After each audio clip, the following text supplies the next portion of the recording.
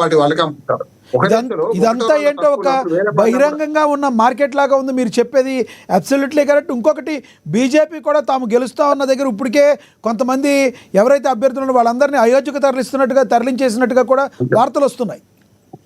అవును సార్, ఆదిలాబాద్ నుంచి అయోధ్య మొన్న సాయంత్రానికి ఎన్నిక జరిగే గంటకే అదనం తరలించారు. అభ్యర్థులను తరలించారు. జనరల్గా గతంలో ఏముండే లక్ష్మణ గారు గెలిచిన వాళ్ళని తరలించేవారు. తెల్లారి ఇప్పుడు వాళ్ళ రిజల్ట్ తర్వాత అసలు ఇప్పుడు రిజల్ట్ దాకా ఆగే పరిస్థితి లేదు. ఎందుకంటే నైతిక విలువలు అన్ని పార్టీలు కోల్పోయినాయి. ఏ పార్టీ కూడా చక్కగా లేదు కనుక అన్ని కోల్పోయినాయి కనుక ఈ దేశంలో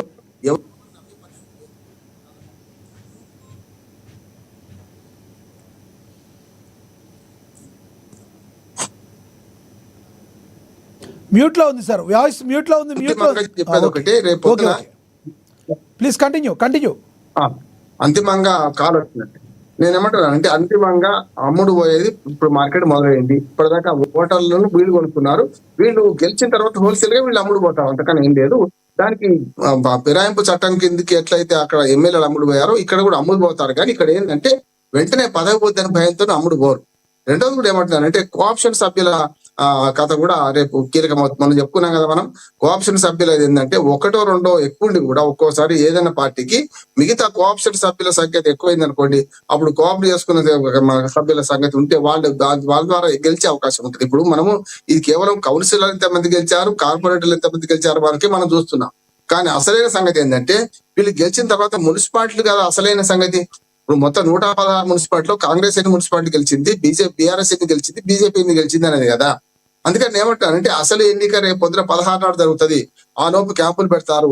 పెట్టిన తర్వాత నిజమైన అంటే ఎండ్ రిజల్ట్ అంట. ఎండ్ రిజల్ట్ ఎలా వస్తుంది? రేపు ఎల్లుండి 16 నాడు వచ్చేది ఎండ్ రిజల్ట్. ఇప్పుడు ఇవాళ రిజల్ట్ కాదు, ఇవాళ కేవలం మధ్యంతర రిజల్టే. అంటే కౌన్సిలర్ గెలవడం తెలుస్తుంది, కార్పొరేట్ గెలుస్తుంది. వీళ్ళు ఓటు వేసి ఏ మున్సిపాలిటీ కానీ ఏ కార్పొరేషన్ కానీ అంతిమంగా మేయర్ ఎవరి పీఠము లేకుంటే మున్సిపల్ కౌన్సిల్ మన చైర్పర్సన్ ఎవరి పీఠం అనే ఉంటది కదా, అక్కడ దాకా వస్తుంది. అప్పటిదాకా తేలదు అంటున్నాను. కాకపోతే ఓవరాల్ గా ఇంతకుముందు కేబినెట్ గారు చెప్పినట్టు కాంగ్రెస్ పార్టీ మనం అనుకున్నది నాకు 60-30-10 అనుకున్నాం, ఉదాహరణ చెప్తున్నా. లేకుంటే 65-25-5 అనుకున్నాం. కానీ ఇప్పుడు ఏమైందంటే పెద్ద ఎత్తున 70% పైగా స్థానాలను కాంగ్రెస్ పార్టీ గెలవబోతుంది. తర్వాత 25% వరకు కూడా 20-25% టీఆర్ఎస్ ఉంటుంది.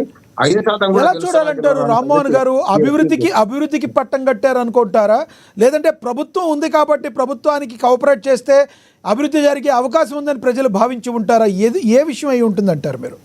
అభివృద్ధి సమస్య లేదు సార్. మేమంటే అంటే ఇంతకుముందు డబుల్ ఇంజన్ సర్కార్, బీజేపీ కనుక కేంద్రంలో ఉంటే డబుల్ ఇంజన్ సర్కార్ ఉంటే మేము అభివృద్ధి చేస్తామని రాష్ట్రాన్ని ఎట్లా బ్లాక్ మెయిల్ చేస్తుందో ఇది కూడా అంతే అంటున్నాను. ఇక్కడ ఏమైందంటే మేము ఇంకో 2-3 ఏళ్ళు అధికారంలో ఉంటాం, మేము తప్ప మీకు దిక్కు లేదు అని ప్రభుత్వానికి కొంచెం అడ్వాంటేజ్ ఉంటుంది. అంతేందుకు 2021 ఎన్నికల్లో ఇదే మున్సిపల్ ఎన్నికల్లో 2021 జరిగితే చాలా సార్లు 2020 జరిగితే అప్పుడు 85-90% గెలుచుకుంది బీఆర్ఎస్.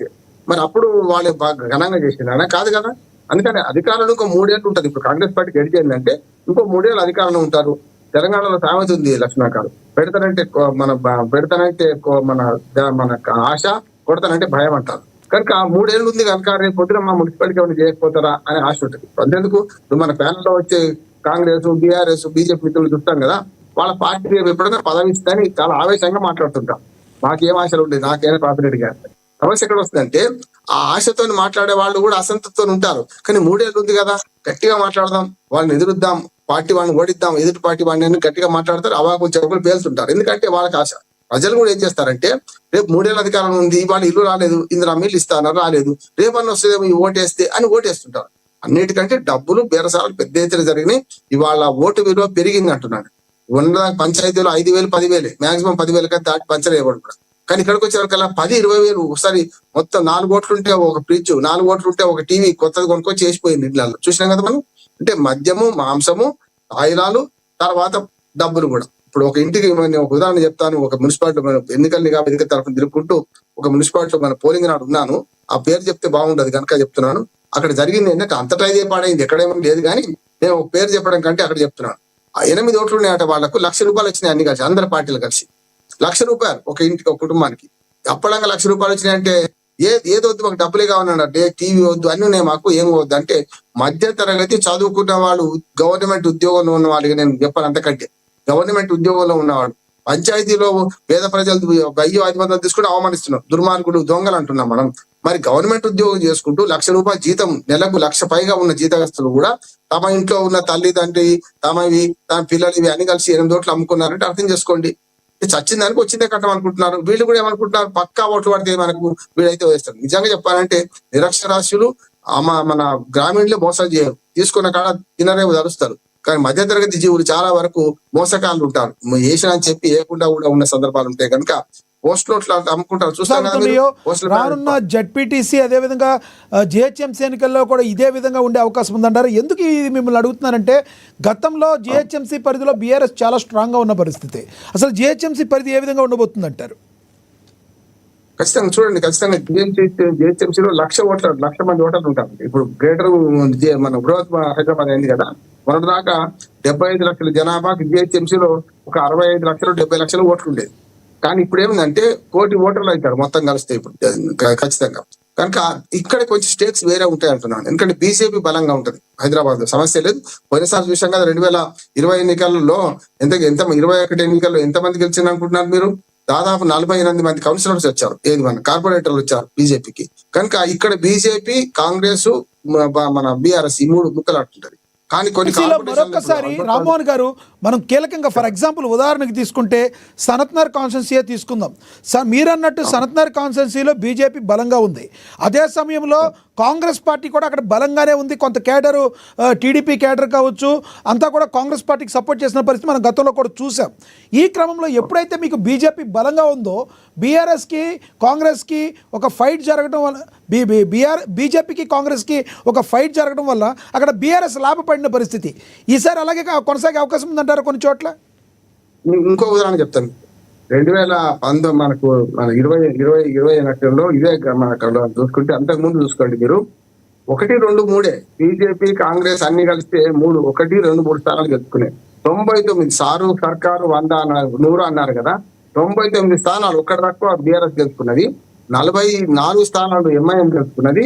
మిగతా ఏవైతే 144 స్థానాలు 6 స్థానాల్లో మిగతా వాళ్ళు గెలుచుకున్నారు ఇండిపెండెంట్ తో సహా. చూసాం కదా, అట్లా ఉంటది ఇట్లా ఉంటది అంటున్నాను. ఎప్పుడు కూడా ఏ ఎన్నిక ఆ ఎన్నిక ప్రత్యేకంగా లక్ష్మణ్ గారు, ఒక ఎన్నిక ఇంకో ఎన్నిక పోలిక పెట్టడానికే వీలు ఉండదు.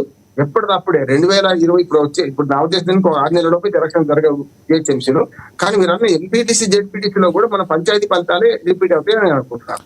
అందుకని ఏం చేస్తున్నారు, మన పంచాయతీ ఫలితాలు 60% దాటలేదు కదా, కొంచెం దాటాలి. ఇప్పుడు మున్సిపల్ ఫలితాల లాగా దాటాలంటే రైతు బంధు ఎగ్గొట్టినామనే బాధ ఉన్నది. అందుకని రేపు ఈ ఎన్నికలు కాగానే రైతు బంధు చేస్తామని చెప్పి మన కాంగ్రెస్ పార్టీ ప్రకటించింది. రేవంత్ రెడ్డి గారు స్వయంగా చెప్పారు. అంటే ఎన్నికలు వస్తే తప్ప రైతు బంధు రాదన్నట్టు. దీన్ని బట్టి ఎన్నికలు వస్తే తప్ప ఇక 2,000 పెన్షన్ 4,000 చేయరు, కానీ రైతు బంధు 9,000 కోట్ల రూపాయలు తీసిపెట్టినాము, అతి త్వరలో వేస్తున్నామని చెప్పి ప్రకటించారు. ఎందుకంటే మళ్ళీ ఎంపీటీసీ జెడ్పీటీసీ ఎన్నికల్లో లక్ష్మణ్ గారు ఓటర్లు ఎంతమంది ఉంటారు అనుకుంటే మళ్ళీ 1,61,00,000 మంది ఓటు ఉంటారు. ఇప్పుడు యాక్చువల్ గా మున్సిపల్ ఎన్నికల్లో అంతా పీనట్స్ ఎంత అంటే మొత్తం 53 లక్షల మంది ఓటర్లే. నిన్న పోలైన 35 లక్షల 40 లక్షల ఓటర్లు లోపెట్టినాయి. 40 లక్షల మంది లొల్లే ఇదంతా కూడా. కానీ రేపొద్దున పంచాయతీ మన మండలాలు మున్సిపాలిటీ మండలాలు జిల్లా పరిషత్ అయితే అంతటా ఓట్లు వేసేది ఎంతమంది ఉంటారంటే